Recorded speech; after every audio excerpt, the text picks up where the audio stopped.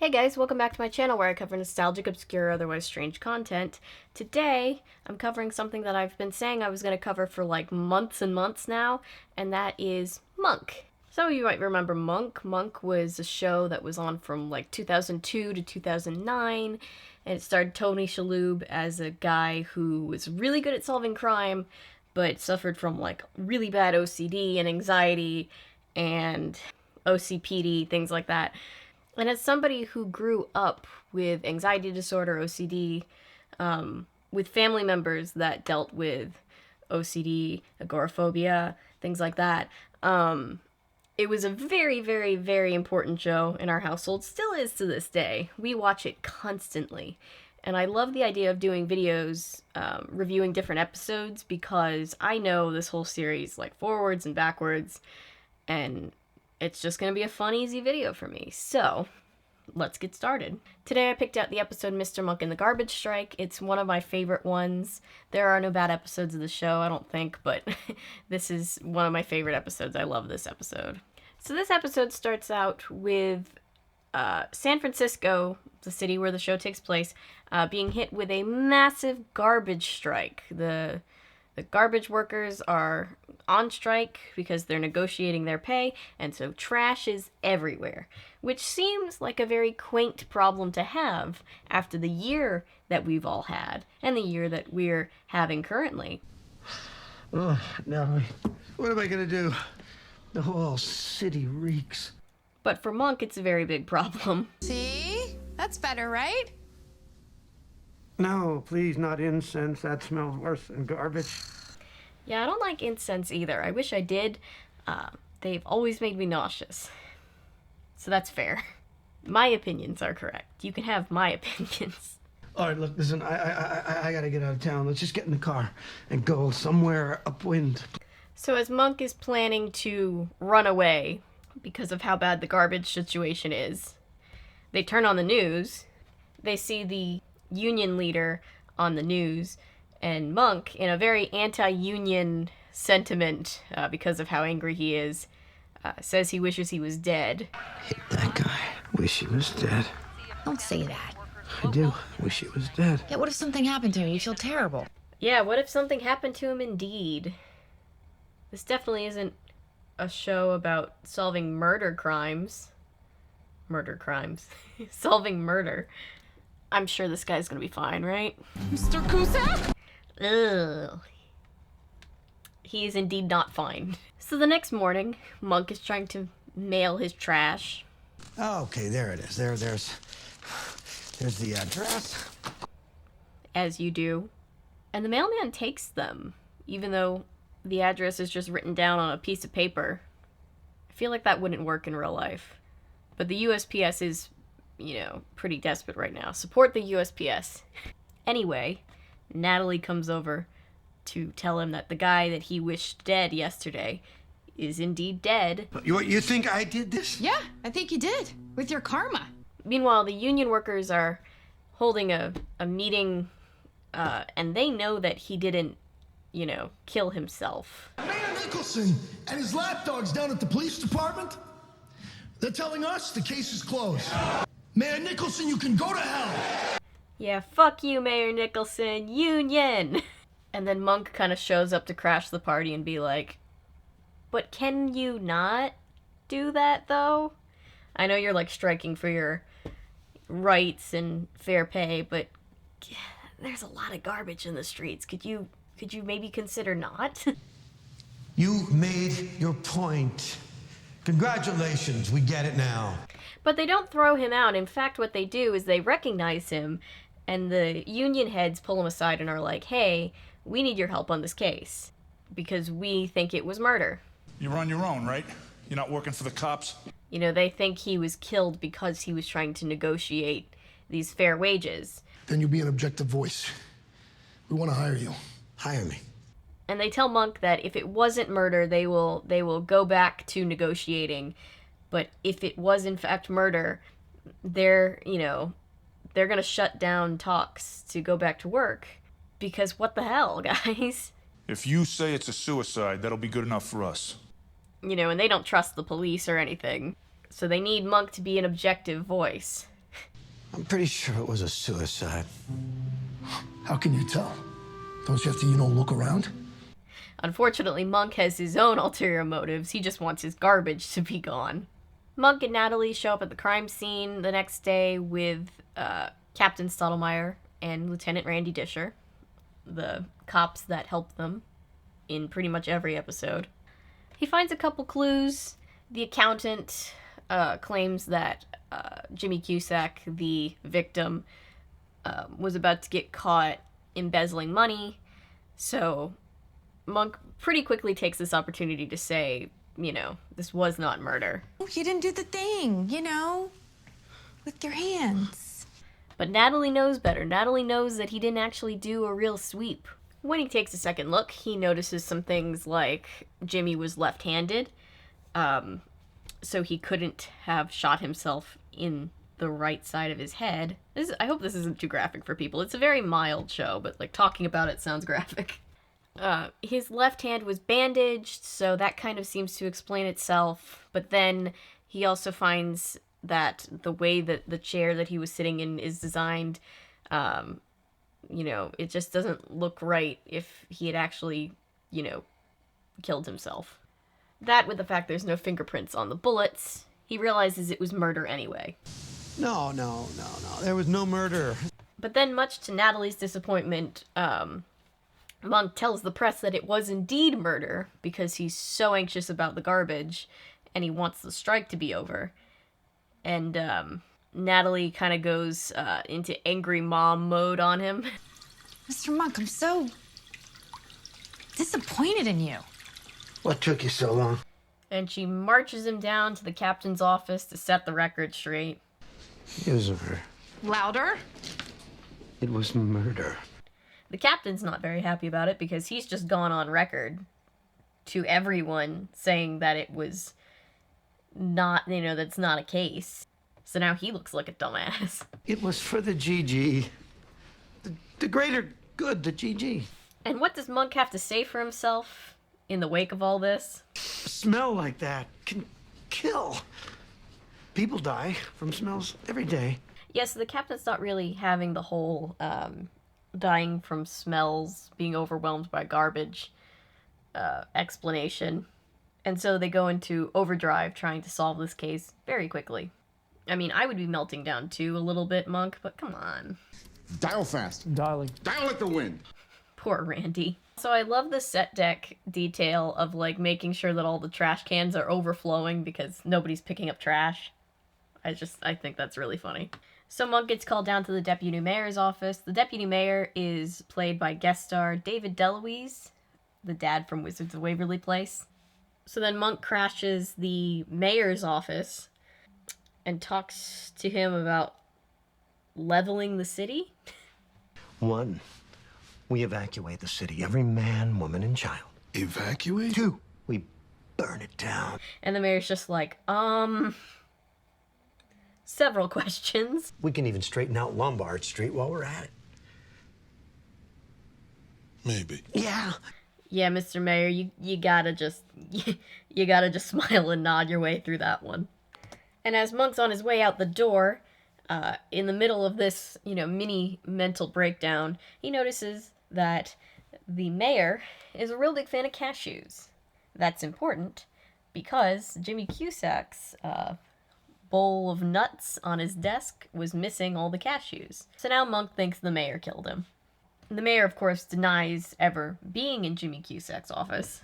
But as Monk goes to tell the rest of the team his theory, they go into a far corner of the room to get away from the reporters, and as luck would have it, they are standing in a place called the Whisper Spot, which, The mayor was in Jimmy Cusack's office the night he was killed.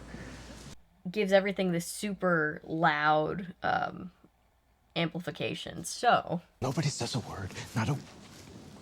Oh, hell. that didn't really go well. So now there's protests going on outside the mayor's office. Meanwhile, Monk is trying to work out this whole garbage phobia thing with his therapist.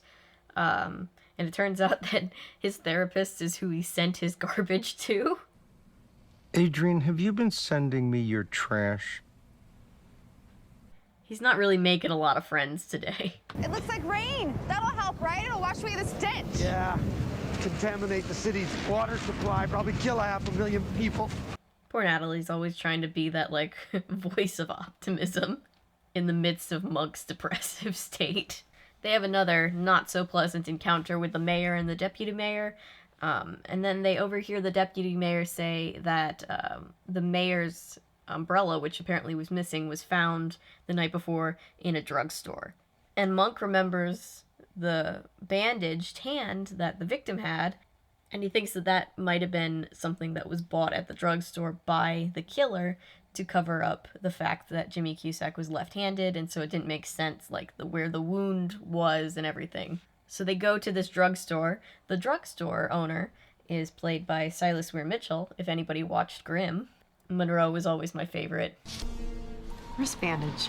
They find the sales receipt and confirm that the wrist bandage was in fact bought there.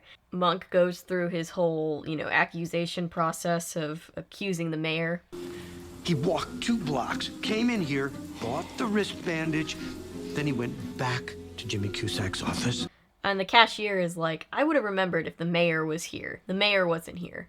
So it kind of shoots a hole through Monk's theory. I really like this episode because, usually the whole black and white summation thing happens at the end of every episode, but because Monk is kind of melting down, they do multiple versions of it as he, guesses incorrectly until he finally gets the right answer. So you were wrong? Because usually when you say here's what happened, it's pretty much what happened. The next day, they find Monk in full breakdown mode, driving a garbage truck, trying to clean up the city single-handedly. It's like a vigilante. Garbage vigilante. Garbage Vigilante would be a great name for a band. 1 bag at a time. 1 bag. I quote that more times than you would imagine. So many times, like if I'm sitting here and I've got a bunch of editing to do, I'll just be sitting here at my computer alone going 1 bag at a time. 1 bag at a time. But hold up. Monk has theory number 2. I forgot to tell you. I solved that case about an hour ago. Who does he think killed Jimmy Cusack this time? This was stapled to a telephone pole. It was right in front of us the whole time. He's the guy. Who's the guy? Alice Cooper? That's right. Alice Cooper, the rock star. First off, I don't think Alice Cooper is his real name.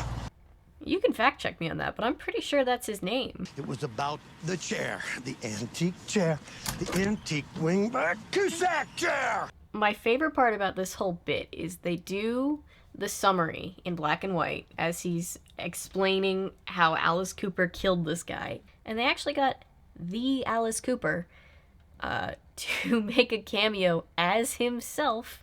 Alice had to possess the fairest antique wingback chair in all the land. Killing this guy.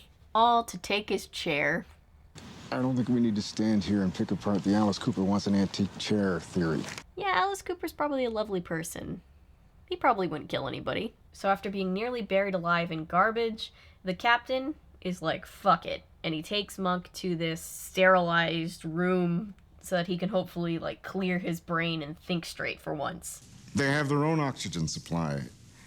It is 100% germ-free. I didn't ever think about this until after the pandemic, but now that I've lived through a pandemic, I definitely feel like if the goal was to keep this room 100% germ-free, they would have to mask up, yes? Those hazmat suits don't even cover all of their hair. I can feel my head clearing up. Fellow introverts, can't you relate to feeling like this when you get to have 10 minutes by yourself after being in a crowded room? Not that I've been in a crowded room in a year, but still. Anyway, with his head clear, he finally realizes who actually killed this guy. The guy that bought that wrist bandage also bought some cigarettes. He realizes that at the drugstore, another thing on the purchase receipt for the wrist bandage were these specialty Belgian gold cigarettes. I almost said waffles. That would be really funny if That'd be funny if instead of like a cigarette, the guy just had like a waffle hanging out of his mouth. Anyway, this guy, the accountant, you probably have forgotten about him at this point, but the one that accused Jimmy of cooking the books, turns out he was the one embezzling money the whole time, and Jimmy was gonna catch him. So he's the one that killed him for it. The reason the mayor's stuff was in his office, the reason why Monk picked up on that was because he was there earlier in the night before the murder, because he was trying to do backdoor negotiations to try to get the union. You know, he was trying to make a compromise kind of off the record so that the union would agree to go back to work. Officially, the two sides were not supposed to be talking. That's why the mayor could never admit he was there. And all that, but worse than being accused of murder? You wouldn't come clean after that? Damn. And in the end, all's well that ends well. The right perpetrator goes to jail. The garbage gets picked up. Monk celebrates. Hey, boys! Welcome back! Although he kind of is pestering these two poor garbage men that have the lack of luck to have to be the ones to pick up his garbage. I wouldn't have thrown it if I thought it was going to stay in the street. Yep, that's the end. This show is just really fun. It's very dry humor, and I appreciate it. As somebody who's grown up, with mental health issues and neurodivergency, it's so important to me, and it was so important to me growing up, that there was representation on TV of somebody who was handling, even if he didn't handle it so well all the time, kind of battling with his mental disorders and things like that, and still managing to be really good at something. That's something that we don't see a lot, and I just love the way this show handled Monk and his issues, because they never downplayed how much they could get in the way of him being able to do simple things and make certain decisions, which is very relatable if you're someone who goes through that. But also they didn't, make him seem completely incapable. He was like a superhero when it came to solving crime. And it was just, a really nice thing that kind of helped to destigmatize my own issues for me. So I am a big advocate. I really think we need, more representation of that kind in movies and TV, and I hope we get some more in the future that do it this well. This show is just kind of like my ultimate comfort show, and I hope you guys liked it too. So if you have a favorite episode of Monk that you'd like me to cover in a future video, let me know in the comments. I just love this show. I really hope you guys enjoy this video, because I really want to do more videos about it. But thank you for being here. Thank you for watching, liking, commenting, subscribing, sharing. Everything you do to support this channel means the world to me. We're about to hit 900 subscribers right now at the moment of filming this. We're gonna probably hit 1,000 soon, which is absolutely insane to me. I never thought we'd be here. So thank you guys so much. If you're new here and you're a fan of nonsense, maybe consider sticking around, because I post nonsense all the time. And remember, my name is Avery. I'm a YouTuber if you say so, because thanks to you guys, this is technically a YouTube channel. Bye guys, I'll see you in the next one.